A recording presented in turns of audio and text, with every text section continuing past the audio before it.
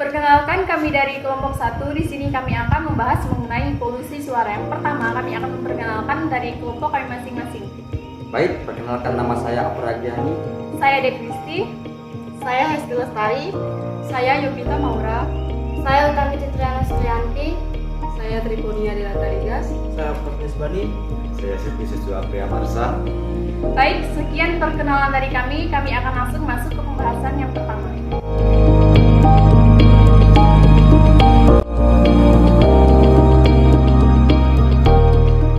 Baik, di sini saya akan menjelaskan apa sih pengertian dari pencemaran suara atau polusi suara. Bunyinya adalah gangguan pada lingkungan yang diakibatkan oleh bunyi atau suara yang mengakibatkan ketidaknyamanan makhluk hidup di sekitarnya. Jadi, pencemaran bunyi diakibatkan oleh suara-suara bervolume tinggi yang membuat daerah tersebut merasa bising dan tidak tentram atau tidak menyenangkan.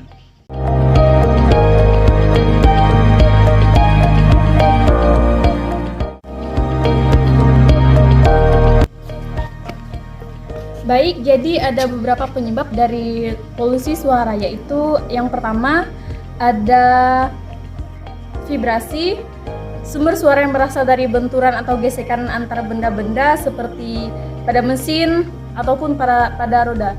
Yang paling banyak kita jumpai dari kegiatan konstruksi, suara mesin kendaraan, aktivitas industri, event tertentu, peralatan rumah tangga, dari suara pesawat, dan masih banyak yang lain.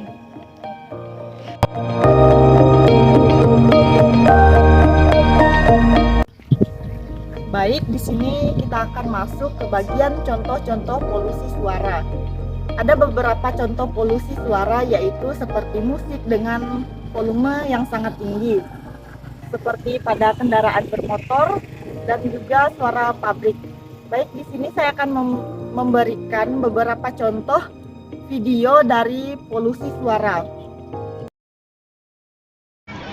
Videoin aja dulu. Ini.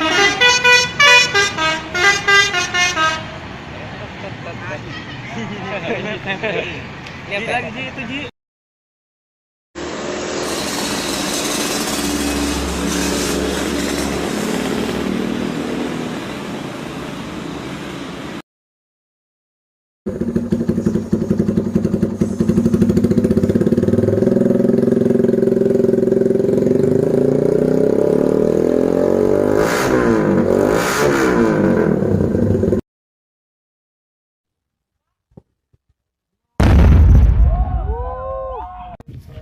Baiklah, selanjutnya itu dampak buruk polusi suara. Ada banyak dampak buruk polusi suara bagi kesehatan manusia, di antaranya yaitu yang pertama, gangguan pendengaran. Seseorang yang sering terpapar polusi suara berisiko tinggi mengalami gangguan pendengaran, terutama jika intensitasnya melebihi 75-85 desibel dalam jangka waktu yang sangat panjang. Gangguan pendengaran akibat polusi suara bisa mengganggu kemampuan untuk memahami pembicaraan, susah berkonsentrasi hingga produktivitas dalam kehidupan sehari-hari. Selanjutnya kita masuk ke dampak yang kedua, yaitu gangguan tidur. Polusi suara yang sangat terganggu membuat kita susah tidur. Akibat dari kekurangan tidur, kita dapat menyebabkan stres atau gangguan kualitas hidup. Baik, selanjutnya gangguan kognitif.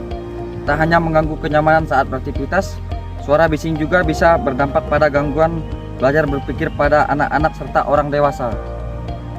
Paparan suara bising terlalu lama diketahui dapat membuat seorang menjadi lebih sering lupa, sulit berkonsentrasi, dan susah mengatur emosi.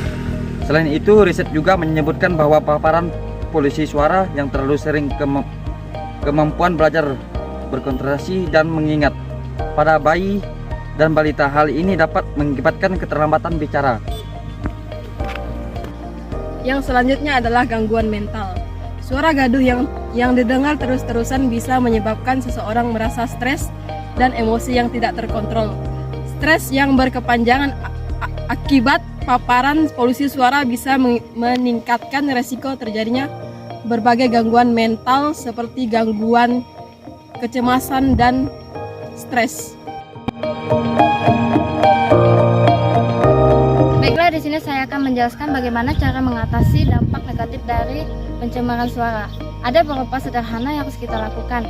Yang pertama, kita dapat menggunakan peredam suara. Alat ini dapat membantu kita untuk mengurangi suara yang ada di sekitar kita. Yang kedua, kita dapat memilih barang elektronik secara bijak, termasuk gadget yang menghasilkan suara bising. Selain itu, kita juga dapat membantu mengurangi dampak kebisingan di lingkungan kita. Yang ketiga, kita dapat memilih suara-suara keheningan.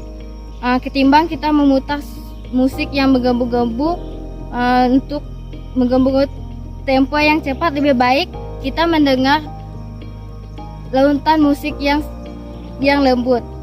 Yang keempat, kita dapat melakukan rekreasi. Rekreasi ini untuk mengatasi stres akibat pencemaran suara. Anda bisa melakukan teknik rekreasi sederhana seperti meditasi, latihan pernapasan, dan yoga.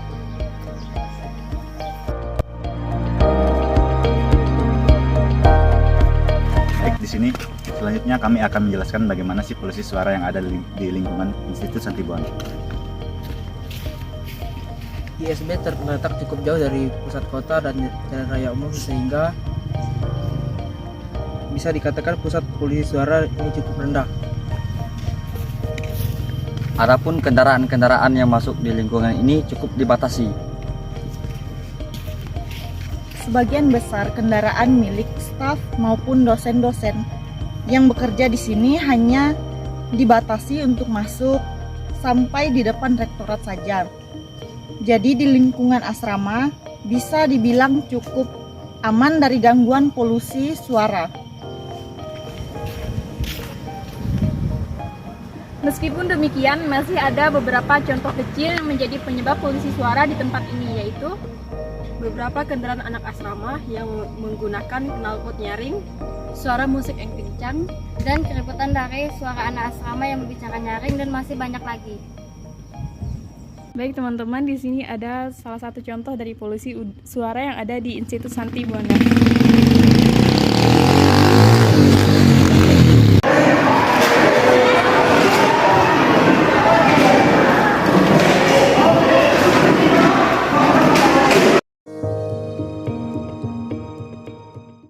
Baiklah, sekian dari kelompok kami.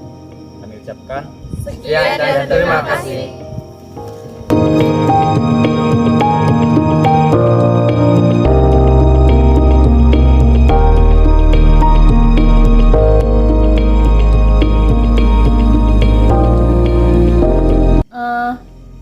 Bisa dipotong, bersama. Cuk, lupa. Gangguan depresi. Terima kasih. Udah, itu aja mah. Polusi suara juga. Tunggu dulu. Aku lupa. Langsung ya? Karena kita, aduh lupa dek. Aduh maaf dek. Selanjutnya, Woi, gangguan. diam dulu, woi, diam. Kaki mereka tutup dulu. Seorang yang sering terpapar polusi suara beresiko tinggi